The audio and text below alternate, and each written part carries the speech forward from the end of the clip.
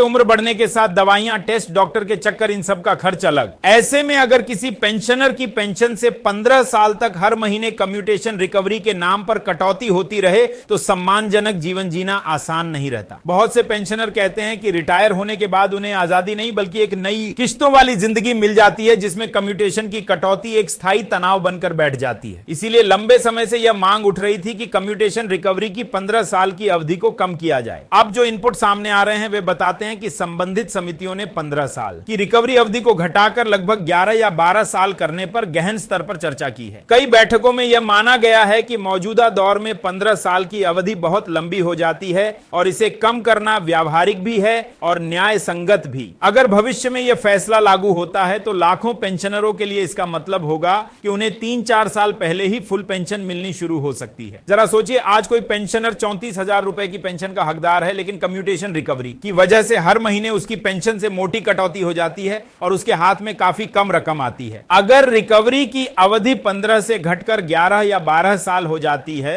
तो वह कटौती कुछ साल पहले ही खत्म हो जाएगी और पूरा 34,000 रुपए उसके हाथ में आएगा। इसका मतलब है दवाई समय पर खरीदी जा सकेगी, किराया समय पर दिया जा सकेगा, घर का बजट अचानक हर महीने घाटे में नहीं रहेगा और किसी तरह मैनेज कर लेंगे वाली जिंदगी से थोड़ा बाहर निकलकर चैन की सांस ली जा सकेगी। यही वह बदलाव है जो फाइलों की भाषा में विचार विमर्श और ड्राफ्ट के रूप में दिखाई दे रहे हैं, लेकिन आम आदमी की भाषा में यह बदलाव सम्मान, राहत और सुरक्षा के नाम से पहचाने जाएंगे। अभी यह अंतिम फैसला नहीं है, लेकिन जिस तरह से पेंशनर संगठनों की मांगों को सुना गया है उससे यह साफ है कि इस मुद्दे को अब नजरअंदाज करना आसान नहीं होगा। अब बात करते हैं उस सवाल की जो लाखों पेंशनरों के मन में टीस की तरह बैठा हुआ है, पेंशन पर टैक्स। रिटायरमेंट के बाद जब नौकरी के सारे दौड़ दगड़, प्रमोशन, ट्रांसफर, टारगेट सब खत्म हो जाते हैं तब एक चीज होती है जिस पर पूरा भरोसा रहता है, वह है मासिक पेंशन। लेकिन जब उसी पेंशन पर टैक्स का नोटिस सामने आता है तो बहुत से लोग खुद से यही सवाल पूछते हैं, क्या 30-35 साल की सेवा के बाद मेरी मेहनत की कमाई पर यह आखिरी बोझ भी जरूरी है? लंबे समय से यह मांग उठ रही है कि पेंशन को या तो एक तय सीमा तक पूरी तरह टैक्स फ्री किया जाए या फिर वरिष्ठ नागरिकों के लिए अलग ज्यादा राहत देने वाले टैक्स स्लैब बनाए जाएं। पेंशन फोरम एसोसिएशन और विभिन्न संगठनों ने इस मुद्दे पर सरकार और समितियों को लगातार लिखित सुझाव भेजे हैं। बहुत से बुजुर्ग साफ साफ लिखते हैं कि जिस उम्र में दौड़ने भागने की क्षमता कम हो जाती है, डॉक्टर और दवाइयों पर खर्च बढ़ जाता है, उस उम्र में टैक्स का बोझ कम होना चाहिए, ना कि बढ़ना। अब जो संकेत सामने आए हैं उनके मुताबिक वित्त और पेंशन से जुड़ी समितियों में इस विषय पर गंभीर चर्चा हुई है। आगे चलकर दो तरह की दिशा बन सकती है, या तो पेंशन की एक निश्चित सीमा तय की जाए, जैसे मान लीजिए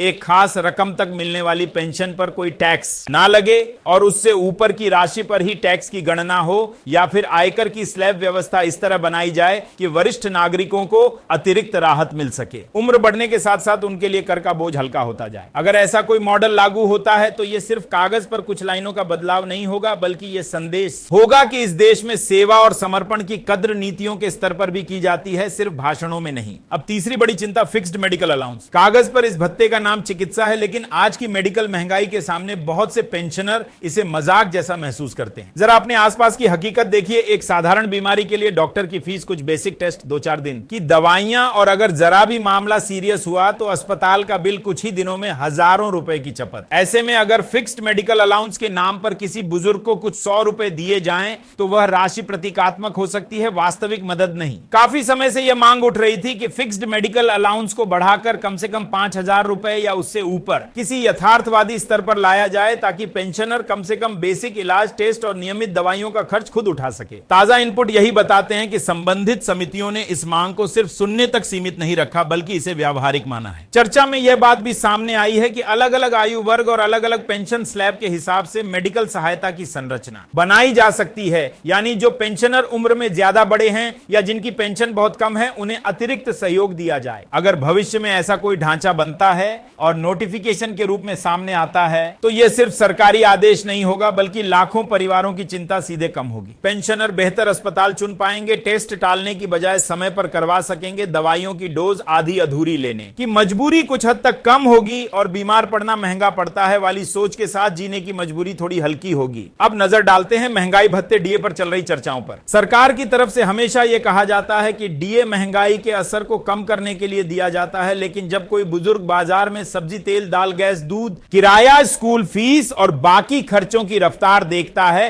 फिर अपनी पेंशन में बढ़ने वाले डीए की मात्रा देखता है तो दोनों के बीच का फासला साफ नजर आता है। जमीन की महंगाई और कागज की महंगाई में फर्क है, यही बात कर्मचारी और पेंशनर बार बार उठाते रहे हैं। डीए की गणना जिस कंज्यूमर प्राइस इंडेक्स और पुराने फार्मूलों पर आधारित है, वे उस समय की परिस्थितियों के हिसाब से बनाए गए थे जब खर्च का ढांचा अलग था, परिवार की जरूरतें अलग थी और जीवन शैली भी अलग थी। आज इलाज, शिक्षा, किराया, ट्रांसपोर्ट, डिजिटल सेवाएं सब मिलकर एक नई किस्म का खर्चा बना चुके हैं। यही वजह है कि डीए फार्मूले की समीक्षा की मांग लगातार होती रही है। अब जो बात समितियों के स्तर पर स्वीकार की गई है वह यह कि जरूरत पड़ने पर डीए के फार्मूले को अपडेट किया जा सकता है ताकि यह आज की वास्तविक महंगाई को बेहतर ढंग से पकड़ सके। इसके साथ साथ डीए समायोजन की टाइमिंग पर भी चर्चा हुई है। अभी आमतौर पर डीए साल में 2 बार जनवरी और जुलाई में रिवाइज होता है, लेकिन महंगाई साल में 2 बार नहीं बढ़ती, वह तो कई बार हर महीने अपना नया रूप दिखाती है। ऐसे में 6 महीने तक इंतजार करना कई परिवारों की जेब पर अनावश्यक बोझ बन जाता है। इसी वजह से तिमाही समायोजन का मॉडल भी चर्चा में है, यानी अगर भविष्य में डीए साल में 4 बार हर 3 महीने में रिवाइज होने लगे तो महंगाई और राहत के बीच की दूरी कुछ कम हो सकती है। इससे पेंशनरों और कर्मचारियों को कम से कम यह भरोसा रहेगा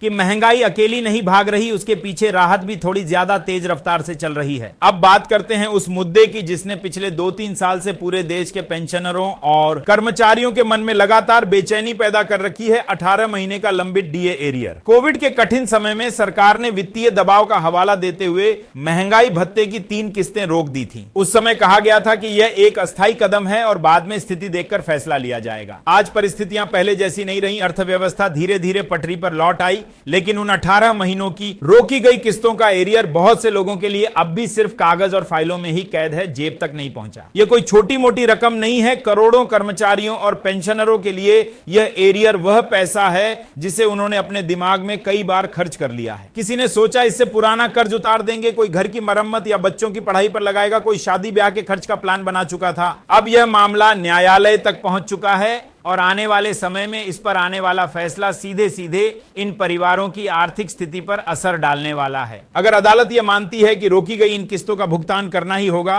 तो यह निर्णय सिर्फ नियम कानून की जीत नहीं बल्कि लाखों परिवारों के लिए वास्तविक आर्थिक राहत होगी। इन सारे बड़े आर्थिक मुद्दों के साथ साथ कुछ प्रशासनिक और सुरक्षा से जुड़ी बातें भी हैं जिन्हें हल्के में नहीं लिया जा सकता। सबसे पहले लाइफ सर्टिफिकेट, जीवन प्रमाण पत्र हर पेंशनर के लिए हर साल तय समय सीमा के भीतर लाइफ सर्टिफिकेट जमा करना जरूरी है। यह एक साधारण सा नियम है जिसका मतलब यह है कि पेंशन देने वाला विभाग यह सुनिश्चित करना चाहता है कि जिस व्यक्ति के नाम पर पेंशन जा रही है वह जीवित है। लेकिन कई बार लोग इस छोटी सी लगने वाली औपचारिकता को हल्के में ले लेते हैं। तारीख निकल जाती है, पेंशन रुक जाती है और फिर शुरू होते हैं बैंक और दफ्तरों के चक्कर। इस बार यह संदेश दिया जा रहा है कि लाइफ सर्टिफिकेट की आखिरी तारीख को मजाक या लापरवाही की तरह मत लीजिए, चाहे नजदीकी बैंक शाखा के जरिए कॉमन सर्विस सेंटर के माध्यम से या फेस ऑथेंटिकेशन जैसे डिजिटल ऑप्शन से समय रहते यह काम पूरा कर लेना ही समझदारी है। जो पेंशनर खुद चलकर बैंक नहीं जा पाते, उनके परिवार के सदस्यों, बेटों बेटियों, दामाद पोते पोतियों की जिम्मेदारी है कि समय रहते उन्हें यह काम करवाने में मदद करें ताकि किसी महीने अचानक पेंशन रुकने की स्थिति ना खड़ी हो। अब सबसे खतरनाक और तेजी से बढ़ता हुआ जोखिम साइबर फ्रॉड। आज ठगों ने बुजुर्ग पेंशनरों को अपना सबसे आसान टारगेट मान लिया है। कोई फोन करके खुद को बैंक मैनेजर बताता है, कोई पेंशन ऑफिस से बोलने का दावा करता है, कोई कहता है कि आपकी पेंशन बंद होने वाली है, तत्काल अपना एटीएम नंबर, ओटीपी, पैन, आधार या पूरा खाता विवरण भेजिए, नहीं तो तुरंत समस्या हो जाएगी। ऐसे कॉल, मैसेज और ईमेल आज हर पेंशनर के लिए खतरे की घंटी है। यह बात हमेशा याद रखिए, कोई भी असली बैंक, सरकारी विभाग या पेंशन कार्यालय आपसे फोन पर कभी भी आपका ओटीपी, एटीएम पिन, पूरा कार्ड नंबर या नेट बैंकिंग पासवर्ड नहीं मांगेगा। जो भी ऐसा करता है वह ठग है। जैसे ही आपने ओटीपी साझा किया उसी सेकंड से आपके खाते की सुरक्षा लगभग खत्म हो जाती है। इसलिए अगर कोई कॉल आए तुरंत घबराइए मत, बिना सोचे समझे कोई जानकारी मत दीजिए, फोन काटिए। अपने बैंक या संबंधित विभाग की आधिकारिक हेल्पलाइन पर खुद कॉल कीजिए